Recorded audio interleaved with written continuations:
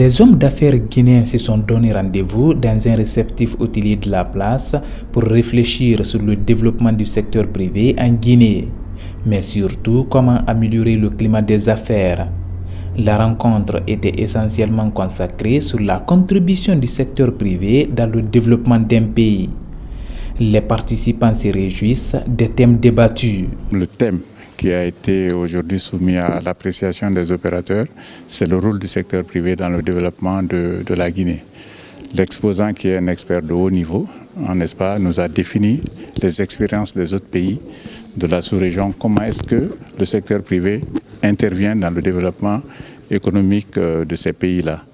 Nous savons tous que le secteur privé est le moteur de la croissance, mais les filons, les détails qu'il faut pour pouvoir mettre ça en œuvre, c'était un peu l'objectif pour qu'on puisse s'approprier ça et essayer de les mettre en application chez nous. Cet atelier de renforcement des capacités des entrepreneurs est une initiative du Conseil national du patronat de Guinée. Ansoumane Kaba appelle à une union sacrée entre les opérateurs économiques pour mieux tirer profit de leurs activités. Si demain, nous devons vérifier comment ça se passe chez les autres pour amener la population guinéenne à bénéficier de ces avantages, il faudrait bien que nous soyons unis.